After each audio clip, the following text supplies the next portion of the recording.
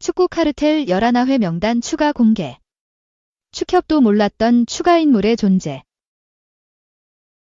내국인 코치진을 꾸린 홍명보 축구 국가대표팀 감독이 K리그 현장을 찾아 다음 달 A매치 명단 구상을 이어갔다. 홍 감독은 16일 서울 월드컵 경기장을 방문. FC 서울과 제주 유나이티드의 K리그 한 경기를 지켜봤다.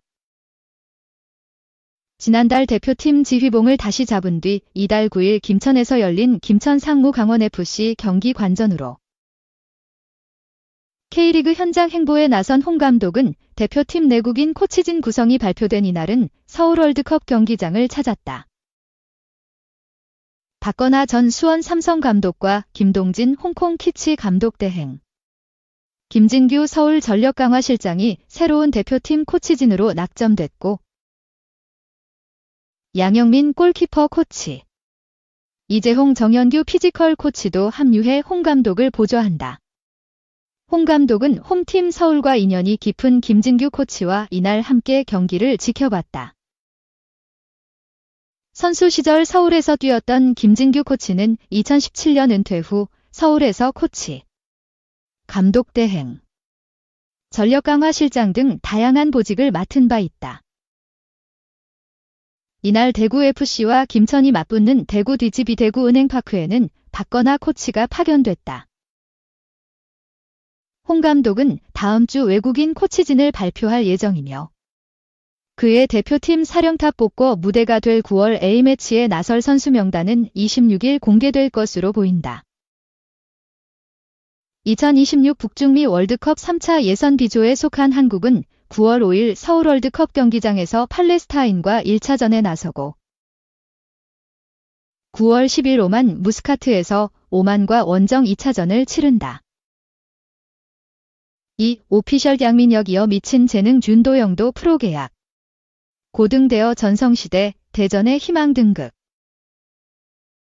윤도영은 2006년생 동갑내기로 U-17 대표팀에서 한솥밥을 먹은 토트넘 입단 예정자 양민혁, 강원에 이어 준프로 계약 도중 프로로 전환한 이후로 이름을 올렸다. 구단 산하 U-18 충남기계공고 소속이었던 그는 올해 1월에 준프로 계약을 체결했다. 7개월 만에 프로 선수로 신분이 바뀌었다. 준프로 기간 중 프로 계약은 대전 구단 사상 최초이며 구단의 미래를 짊어질 선수임을 증명한 결과물이다. 윤도영은 2019년 대전 하나시티즌 U-15에 입단하였으며 2021년 U-15 소속으로 대회 3관왕 달성의 핵심 주역으로 활약했다.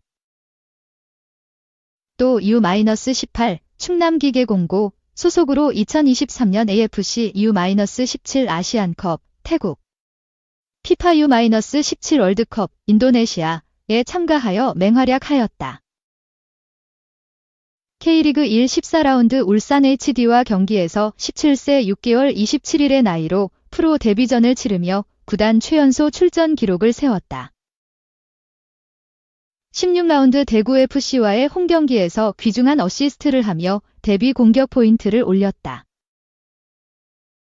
기세를 이어 18라운드 광주FC와의 경기에서 송창석의 후반 추가 시간 결승골에 도움을 기록했다. 윤도영은 팀 공헌도 및 경기력의 객관적 척도라고 할 수 있는 도움 및 키패스 순위에서 각 3위, 5위를 하는 등 팀의 확실한 존재감을 뽐내고 있다. 공격형 미드필더인 그는 자신감 있는 드리블을 통한 1대1 돌파 능력이 탁월하다. 적극적이고 저돌적인 드리블 돌파를 통해 상대방에게 위협적인 존재감을 주는 선수다. 20라운드 수원FC와의 홈경기 종료 후 황선홍 감독은 윤도영의 적극적이고 도전적 플레이에 매우 큰 만족감을 느끼며 모두가 본받아야 한다고 언급했다. 윤도영이 매우 마음에 든다. 그렇게 과감하고 도전적이어야 한다. 모두가 그렇게 해야 한다. 황 감독은 이어 팀이 2006년생에게 의존해야 하는 상황이 안타깝다는 말을 덧붙였다. 윤도영은 지난달 31일 팀 K리그 일원으로 토트넘과 친선 경기에도 출전했다. 평소 손흥민, 토트넘에 대한 존경심으로 찰칵 세리머니를 즐겼던 윤도영은 손흥민과 실력을 겨루는 잊지 못할 경험을 쌓았다. 윤도영은 정식 프로선수가 된 만큼 경기장에서 팬들이 만족할 수 있도록 최선의 노력을 할 것이다. 팀이 현재 어려운 상황인 만큼 보다 더 좋은 위치에 있을 수 있도록 주요 역할을 하고 싶다. 또한 유스사나 동료 및 후배들이 더 많이 프로에 진출하는데 교두보 역할을 할 수 있으면 좋겠다라고 소감을 밝혔다. 3. 김학균 감독 안세영과 불화 사실 아냐? 대회 이후 대화 없었다. 2024 파리 올림픽 금메달리스트 안세영, D12 삼성생명의 작심 발언과 관련해 한국 배드민턴 대표팀 김학균 감독이 안세영과 불화는 없었다고 말했다. 16일 뉴스1 보도에 따르면 변호사 2명, 교수, 협회 인권위원장과 감사 등 5명의 위원으로 꾸린 배드민턴협회 진상조사위는 이날 오후 2시부터 서울 송파구 올림픽회관에서 회의를 시작했다. 회의에는 안세영을 비롯한 국가대표 선수단의 선수 부상 관리와 국제대회 참가 시스템, 대표 선수 훈련 시스템, 관리 규정 등이 안건으로 올라왔다. 회의에 출석한 김 감독은 이후 취재진을 만나 안세영과 불화에 대해 사실이 아니라고 본다고 말했다. 이어 올림픽 이후 대화를 나눴느냐는 질문에는 없다고 답했다. 앞서 안세영은 지난 5일 2024 파리 올림픽 배드민턴 여자 단식 결승전에서 금메달을 딴 뒤 협회의 선수 부상 관리와 훈련 지원, 대회 출전 문제 등을 지적하며 작심 발언을 쏟았다. 그는 인터뷰에서 협회와 대표팀의 부상 관리 소홀 등에 대해 지적하며 이 순간을 끝으로 대표팀하고는 계속 함께 가기 힘들지 않을까 생각한다. 이야기를 잘 해봐야 하겠지만 크게 실망했다고 강하게 말해 큰 파장이 일었다. 이후 계속해서 침묵하던 안세영은 16일 인스타그램을 통해 첫 입장을 밝혔다. 그는 제가 궁극적으로 이야기하고 싶은 것은 불합리하지만 관습적으로 해오던 것들을 조금 더 유연하게 바뀌어 나갔으면 하는 바람에 대한 것이라고 말했다. 이어 특히 부상에 있어서는 모든 선수에게 정말 괴롭고 힘든 일이기에 저 또한 부상으로부터 잘 회복할 수 있는 여건과 지원을 바랐다으며 각 선수가 처한 상황과 구체적인 부상 정도가 모두 다르기에 그에 맞는 유연하고 효율적인 지원이 이루어지기를 원했다고 설명했다. 그는 현실에서 맞닿은 상황은 전혀 그러지 못해 크게 실망했고 안타까웠다며 너만 그런 게 아니다. 넌 특혜를 받고 있잖아의 말로 문제를 회피하기보다 한번 해보자. 그게 안 되면 다른 방법을 함께 생각해보자라는 말로 제 이야기에 귀 기울여주는 분이 있었더라면 하는 아쉬움이 크다고 말했다. 안세영은 지금부터는 협회 관계자분들이 변화의 키를 쥐고 계신 만큼 더 이상 외면하지 마시고 적극적으로 행동해 주셨으면 한다며 합리적인 시스템 아래에서 선수가 운동에만 전념하며 좋은 경기력을 마음껏 펼칠 수 있도록 지속적인 관심을 부탁드린다라고 당부했다. 그러면서 협회와 시시비비를 가리는 공방전이 아닌 제가 겪은 일에 대한 진솔한 대화를 나누는 시간이 있기를 내심 기대하고 있다고 강조했다. 진상조사에 나선 문화체육관광부와 대한체육회를 향해선 협회와 선수가 원활하게 소통이 되고 있는지 선수들의 목소리에도 꼭 귀 기울여 주셨으면 한다고 말했다.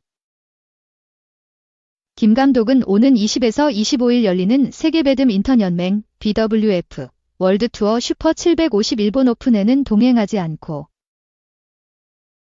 27일부터 내달 1일까지 진행되는 코리아 오픈에서 대표팀을 지도할 예정이다. 안세영은 부상을 이유로 두 대회 모두 출전하지 않는다.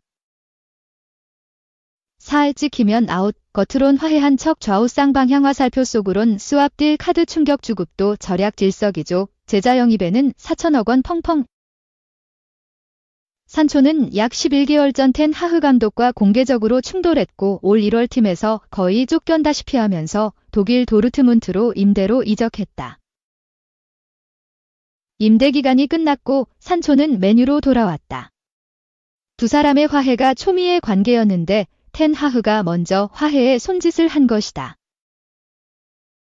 산초도 프리시즌 투어를 함께하며 다시 맨유에 스며드는 듯 했다. 하지만 약 1개월 만에 전극이었음이 드러나고 있다. 맨유는 제이든 산초를 파리 생제르맹과 스왑딜 카드로 활용했고 거래가 거의 성사 단계라고 한다. 산초도 이적을 바라고 있는 것으로 전해졌다. 게다가 첼시도 산초의 영입을 위해서 아카데미 출신 2명과 이적료까지 주는 스왑딜을 추진하고 있어 귀추가 주목된다. 영국 더 선은 15일 제이든 산초 PSG 스타와의 충격적인 스왑 이적 입막이라는 기사를 내보냈다. 여기에 한 명 더 추가된다. 맨유는 지난 시즌 산초와 비슷한 항명을 했던 마커스 레시포드도 판매해서 엄청난 급여를 줄일 수 있기를 바란다고 한다.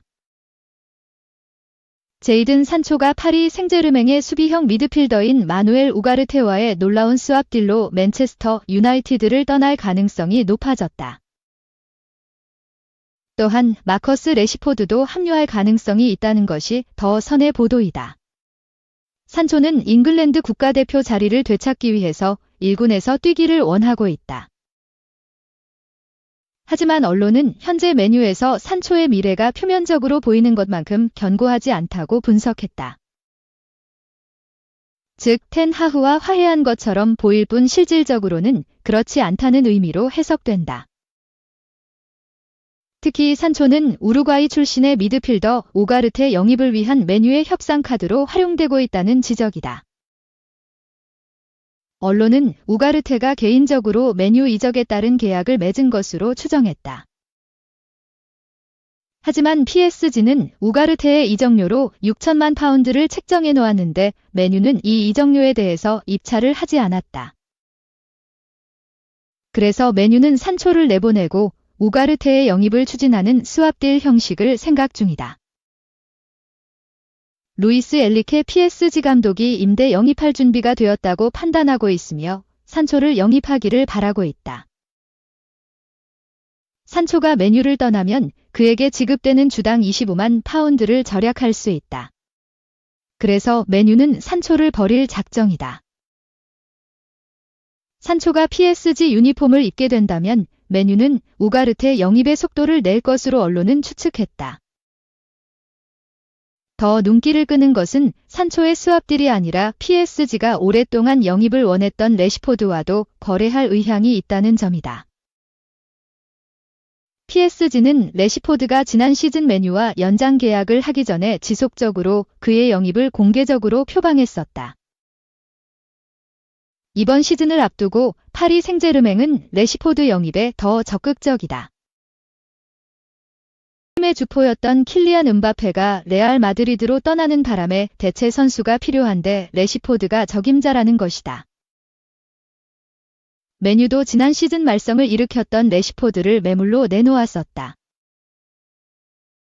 그의 주급이 32만 5천 파운드에 이르기에 산초와 레시포드가 동시에 떠난다면 팀의 연봉을 대폭 줄일 수 있다. 하지만 레시포드는 산초만큼 맨유를 떠나고 싶어하지 않는다는 점이다. 아직 여름 이적 시장은 보름 정도 남았다.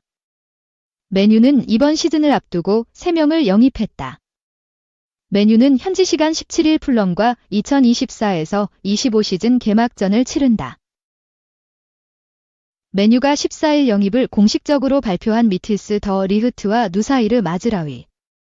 지난 달 일찌감치 맨유 유니폼을 입은 조슈아 지르크지 등 3명이다. 이 중 더 리흐트와 마즈라위는 텐 하흐 감독의 아약스 시절 제자들이다. 이로써 맨유에는 안드레 오나나, 안토니, 리산드로 마르티네스 등 5명의 텐 하흐 제자들이 모였다. 이들을 영입하기 위해서 2억 7천만 유로, 약 4천억 원을 이적료로 지불했다.